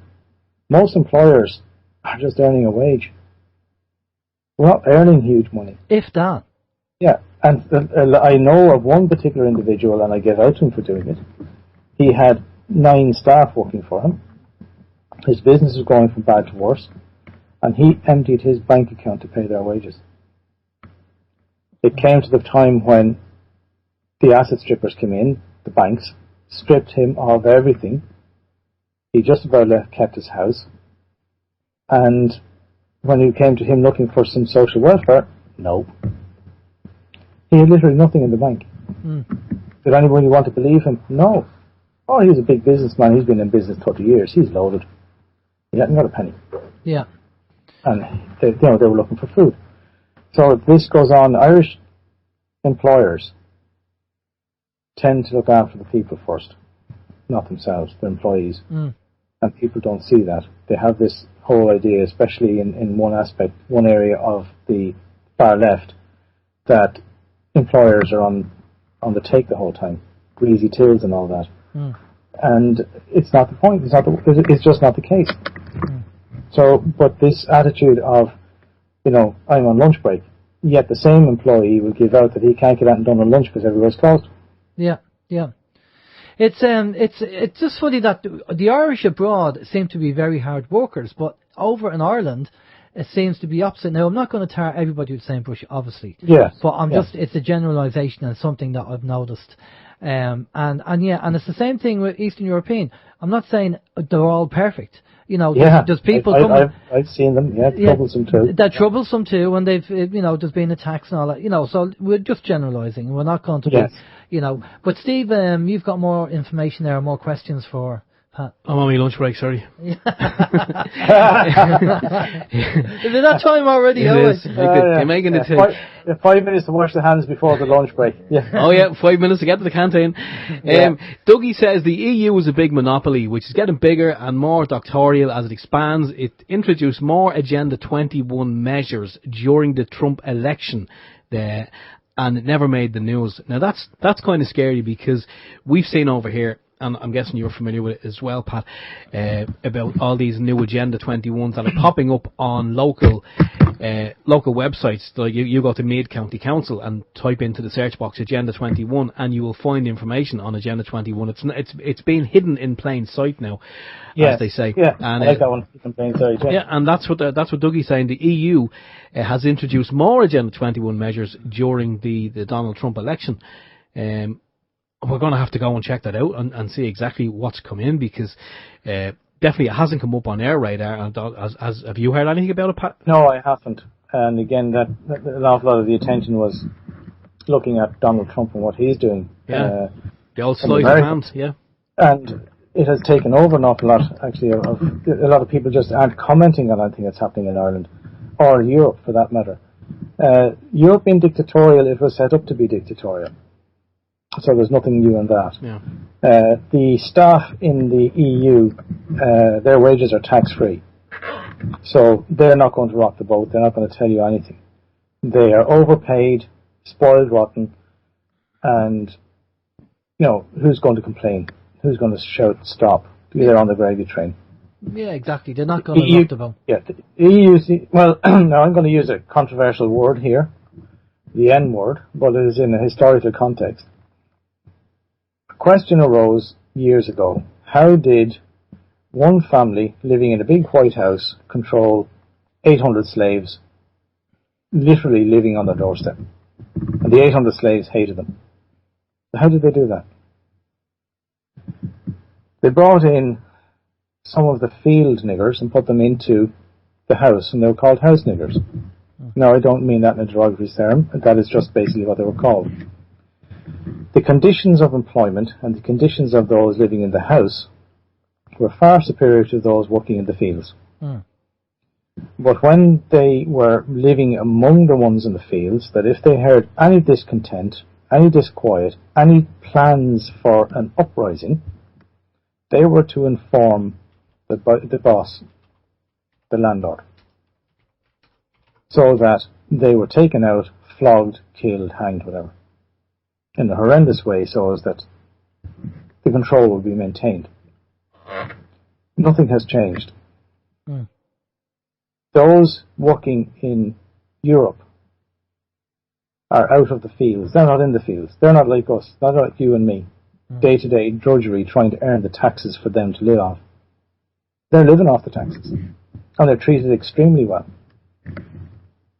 So they are going to guard the masters 100%. Yeah. And the same here. The same with our local civil service, our local people there.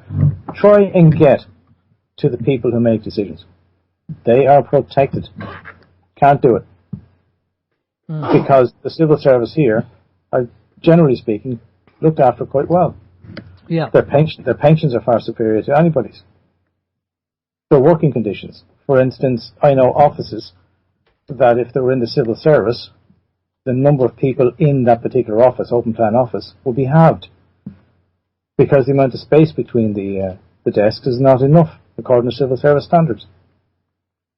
So there's all sorts of standards going on that are costing you and I, because we now have double the office space that you would have in the private sector, double the heating, double the lighting, double everything else.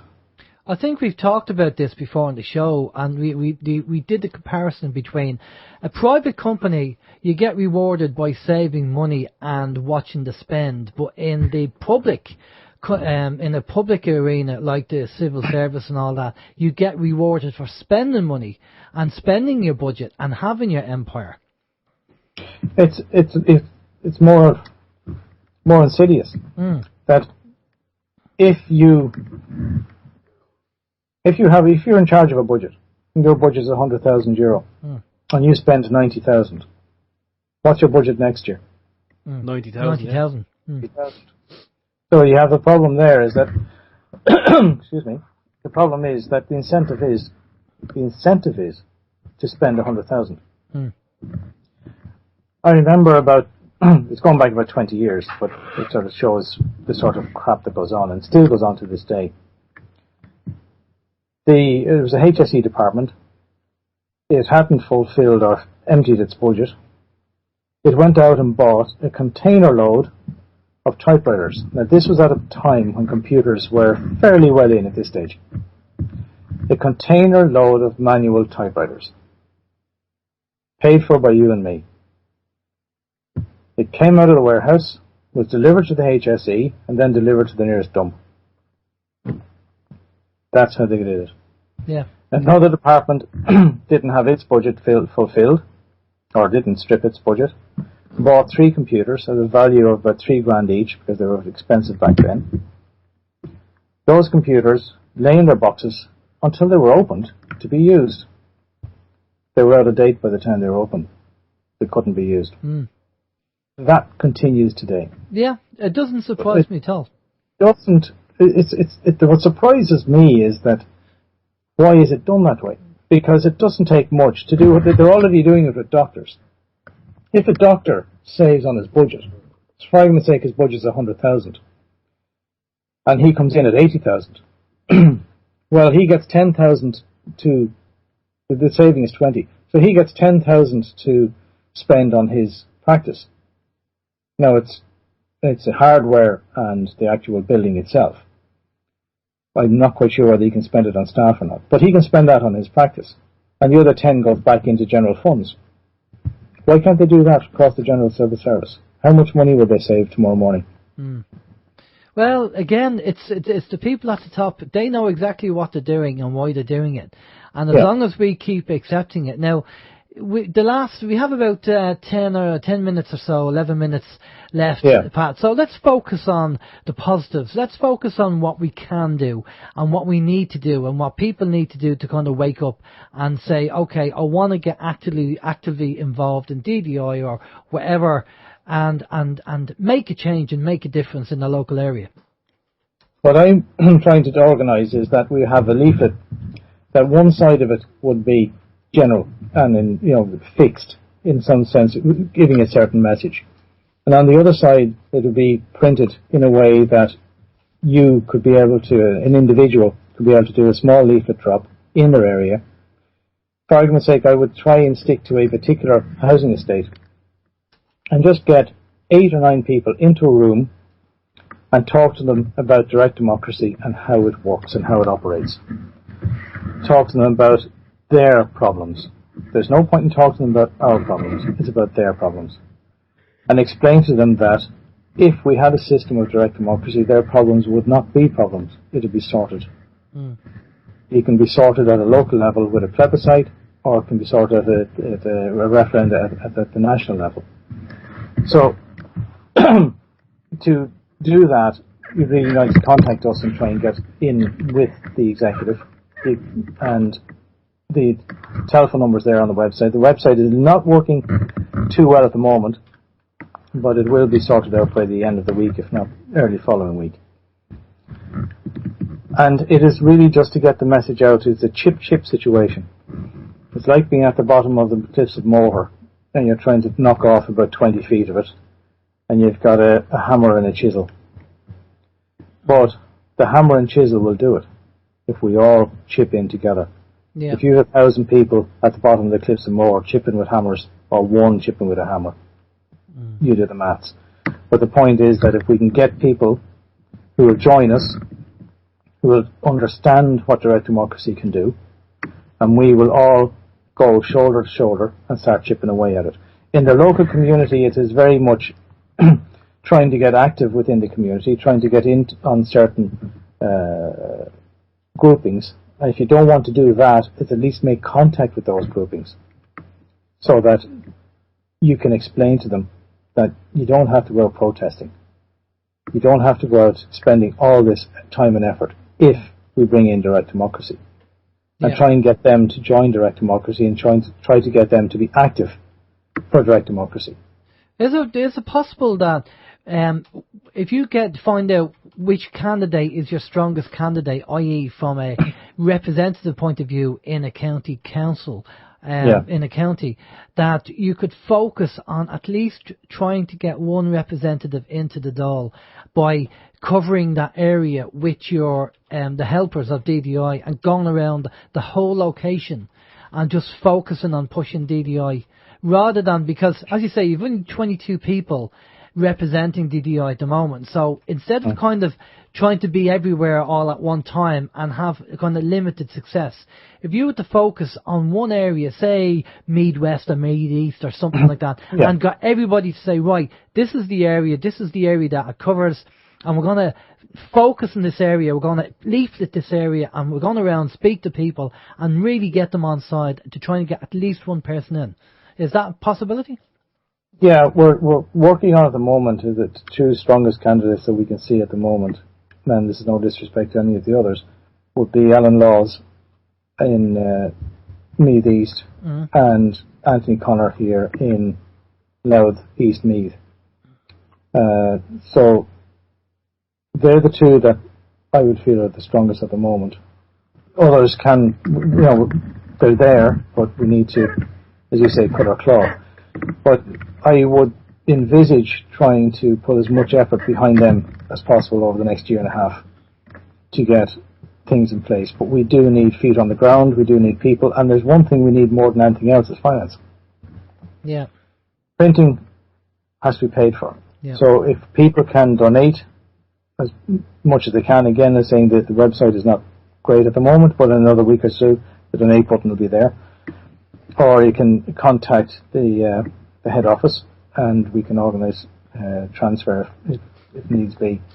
But either way, it's finances we need, and we need people on the ground. But we need people who are proactive, people who want to work and people who want to get things done.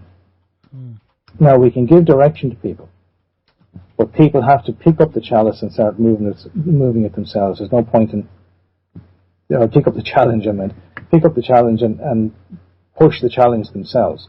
Okay. You need people who are self-motivated. And do you have that on the website where how you can help DDI, and have a kind of page where you can have the list of things that you want people to do and what they can do? That'll be something that we have to focus on. and get that done properly. It's there, but it's not the best, to be perfectly honest with you. I think Ray's working on it. Is Ray working on your site at the moment? Ray is taking a back seat because he has his own issues. Okay. We have another man, Noel, who's going to try and do something. There's a company that is a website designing company who's offered their services, so we're going to contact them as well over the next week. Brilliant. Because get that sorted with that. Because I think that would be good. Trying to get interaction from people. I think when we have the chat room here for OYM and just the chat room on People's Internet Radio, we also have set up a supporters group as well for OYM. Not that we want to do. We were asked, would we do it? Okay. And it's on baby steps at the moment.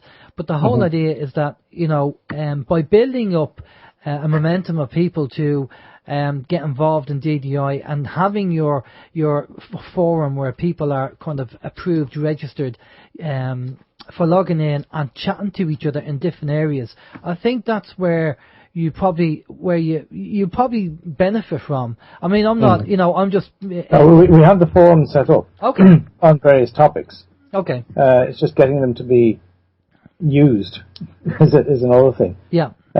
See, when you're talking about various issues like we are here tonight, it's sort of broad spectrum.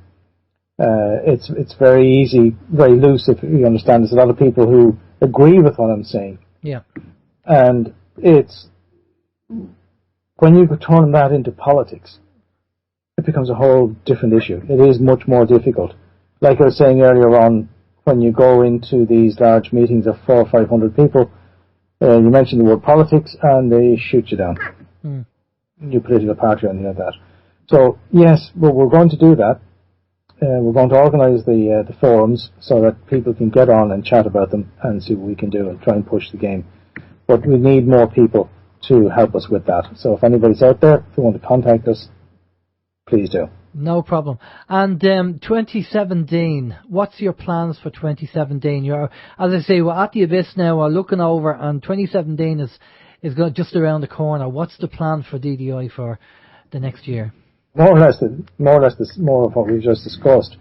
Concentrate on the strongest candidates. Concentrate on their areas. Get the name out there. Get the whole idea of what direct democracy is out in those areas. And for me as leader, it's literally travelling up and down the country to various events to get as much publicity as we can for direct democracy and Direct Democracy Ireland. And that's really what we're looking for. Okay, we have 3 quick-fire questions for you because we're running out of time. Yeah. So if we quick-fire them over to you, if you can give us a one-line answer, that would be fantastic if it's possible. Okay, Steve. quickly. Yeah, Patrick, one of the lads on People's Internet Radio is wondering, what is DDI's stance regarding the Irish State's kidnapping of the Doherty children, or are you aware of that situation? I'm not aware. The Doherty children, just remind me, quickly. Basically, what happened was there were a couple that were from Scotland and they were approached by a paedophile, and basically they turned them down. They just said he offered them money, and they said no. And instead of him being arrested or questioned by the police, the authorities in the UK started going after the family. So they moved to Donegal, and then the authorities over here went after the family and took the kids away from them. And they're on the run at the moment. We had the representative. My feeling on that is, first of all, the Irish authorities had no authority to take the children off them in the first place. Secondly, the Irish authorities should have investigated the situation before they did anything. Yeah.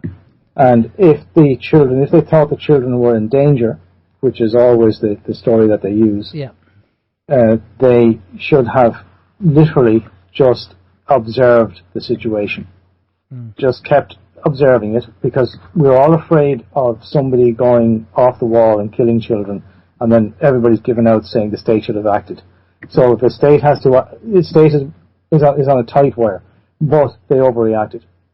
Personally, there's no way the children should have been taken off that family. Simple as that. Yeah, it's this is on a higher level, and unfortunately we can't get into it. But this has got to do with paedophile rings and connections in the funny handshake club and all that kind of stuff. You know, it's a big story. Steve? Well, you've got the Mary Boyle situation as well. Yeah. In Donegal and the paedophile ring there as well. That's Sorry, go ahead. Next one, Steve. Yeah, Brexit. Do you think that's real democracy at work, or do you think it's a kind of a part of a bigger master plan? My own view on Brexit is quite simply, first of all, it's not direct democracy. It was a top-down proposition. My own view is that Brexit had to happen because the EU is going to have its own army. It'll be under control of the EU. And in Britain, the monarchy is head of the army. So how do you square that peg with the round hole? And my feeling on it is that's why they had the referendum, and that's why David Cameron didn't put much of an effort into his side of the campaign, because the outcome would needed to be get out, because the monarchy can't be usurped, because it's offered its head for treason. Okay, yeah, so that's one aspect to it. Yeah. And as regards, sorry, what was the one thing? What was the question again, Stephen? Just very quickly. Stephen, hello. Yeah, no, I was saying Brexit. Do you think it was real democracy at work or part of a bigger plan? Bigger plan. Yeah. Okay. Yeah. Okay. Go ahead. And the last one, you mentioned at the beginning of the show, you reckon Irish Water hadn't long more to be in existence. That you reckon it was going to be gone. Can you just give us a quick expansion on that for anyone who may have missed that? What exactly do you mean by that? That it may not be around? What I said was that the water charges have gone. But I don't think they'll disappear altogether. I think they'll come back in a different form. The reason being is that the problem, main reason, ostensibly, for putting Irish Water in place was that it could borrow money off balance sheet. That was the primary thing. Our borrowing to GDP ratio is our problem. And this whole thing of GDP and measuring our output, measuring everything by GDP, to me is just wrong. It shouldn't be done. It's a measurement for financial institutions and nothing else. GDP is a measurement of activity. It's not a measurement of what's happening in society. Yeah. It goes back to our earlier conversation. You have an awful lot of people moving. GDP is going up. They're all using petrol. They're all using their cars. Everything is costing money. Not an awful lot, but you have an awful lot of people doing small amounts. You have a lot of money. So GDP is going up, but in reality, it's feck all happening. Yeah. No, I totally agree. Yeah, but it's debt to GDP is the function for the financial institutions and the AAA ratings and all the rest of it. So they get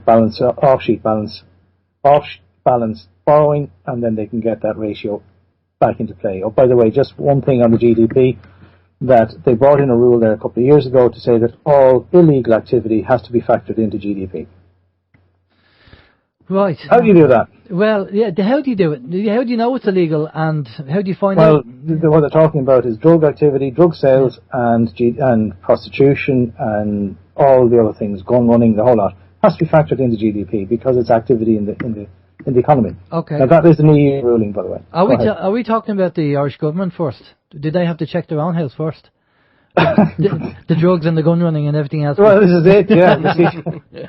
But it means is that if you want to get your debt to GDP ratio in place, suddenly the cost of drugs in this country goes up.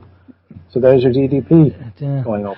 Okay. Anyway. Well, listen, Pat, again, a big thank you for coming on the show. And we went through a lot of stuff there. And we wish you all the best for next year and DDI. Thanks. We hope that everybody jumps on board and supports, not just DDI. There are other parties out there offering a similar opportunity to have some kind of direct democracy or representative democracy, but a way that people can actually make a choice rather than the government doing it. Yeah, so, just before you go, Alan, one thing I don't like is that if people talk about participatory democracy, we already have that. We all participate, but we don't have any power. Right. Sorry, go ahead. No, that's okay. That's fine. No problem. Yeah. Okay, well, listen, we'll have to let you go. Listen, Pat, again, thanks a lot for coming on. I'm going to pass you over to Steve. Steve's going to get all your contact details, and where people can find you. Steve. Good night, everybody. Thanks. Yeah, no, it's been a blast having you on, Patrick. It's been great information. As you said at the top, the time has flown. We do have the link for the website there, directdemocracyireland.ie. I did check the website. Yes, your main page is working, but as you know, some of the other pages are not. I know that is getting sorted out at the moment. Yeah. Is there any other links you want to throw at us there, or any closing words? The floor is yours. Just we look for us there on Facebook. So we're all over the place on Facebook. It's quite too many actually, but there's Direct Democracy Ireland Facebook page as well. But that's really all we have at the moment. The DDI, DIR NCM hashtag. So that's hashtag large DIR large NCM, and that will get us on Twitter. Right, sorry, will you just give that one more time, Pat? I wasn't quick enough on the typing fingers there. Yeah, it's okay. It's hashtag capital D, IR, this is small I, small R, capital NCM. Ask DIR NCM. Right. Okay. Yeah, I think that's it. Okay, brilliant. I hope I got the Twitter one right. Sorry about that, lads. That's okay, no problem. At least you know how to tweet. Fair play to you. Yeah, I didn't say I tweeted. I just said we have a Twitter account. We've got one too. I haven't a clue how to use it. All right, Pat, just stay with us there. We're just going to go off to a musical break. We'll be back after this. This is Open Your Mind Radio on OYMradio.com, UnitedWeStrike.com and PeoplesInternetRadio.com. Okay, we're back. That was a special request there by Alan. Hallelujah by Pentatonics. Never heard of them. They won a singing show in America a few years ago, and they're a cappella group. Okay. And I have to say they're pretty good. Pretty good. I heard a few songs that they've done, and I like that version of Hallelujah what they've done there. So I just said, that'd be nice to pop on there and let people have a listen. So there you go. We had Pat Greene on from Direct Democracy Ireland. Where are we going to go in 2017? I don't know. And the way things are going, is there too much apathy in Ireland? Are we beaten and downtrodden and we just say, oh, to hell with it all? Or do we have the willpower to get up and do something about it and make a stand, to make a difference, to make a change? I don't know. I don't know. I don't know what's going to happen in 2017. I know there are some positive things happening in the world. There are things happening, and things that were meant to happen on a negative way and didn't happen. Now, we have Thomas Williams on. Thomas is going to be with us next week. And Thomas has some great intel from his people, and I'm sure he'll be able to give us an update on what's going on. And it'll be the second last show of this year. The show after Thomas will be just a review with myself and Steve, an unofficial kind of just going through our guests that we had on for the year, and then a look at 2017.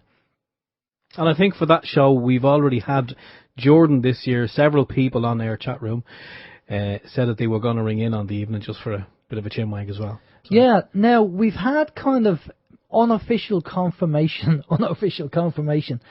that we're going to have David Icke on the show in the new year. David Icke, I hear you say? David Icke, the man himself. I've been in contact with his people, and his people's contacted their people, and we've penciled in a date in January for David before his show on the 21st of January, which happens to be Ireland's Independence Day, so that's going to be quite appropriate. And we will say that to David on the show. You'll have to remind me that, David, do you know that the day that you're going to do your show on the 21st is Ireland's Independence Day? My sister's birthday, too. Is it? Yeah. Okay, well, happy birthday. So we'll have to tell David that, because he might say it in the Helix, and he might say, how many Irish people here know that today is Ireland's Independence Day? Hands up. And there'll probably be about 5 people in the audience, Wanting to go to the toilet. Yeah. Sorry, I thought you said America's Independence Day. So we've Thomas on next week, and is there anything else happening during the week? We still haven't heard back from Anya regarding the painting or the sculpture that she's going to do to raise funds for the homeless. Anya, if you hear us, give us a call. We haven't heard from you. You haven't called us back. So give us a call back. But that's the news. Check out Integrity Ireland and have a listen. Colm and Joe have done a video, and they are concerned about the fact that the state are going to fake some criminal activity or get them on I think it's terrorist offences, because they are at the cutting edge of the system and challenging the system, and the people at the top don't like it. So give them their support, give them some support if you're on the actual Integrity Ireland Facebook page. But that's the news, really. As I say, watch out for the internet radios. I'd still like to try one out, and we'd like to test them, and we'd like to see what happens and see if it works.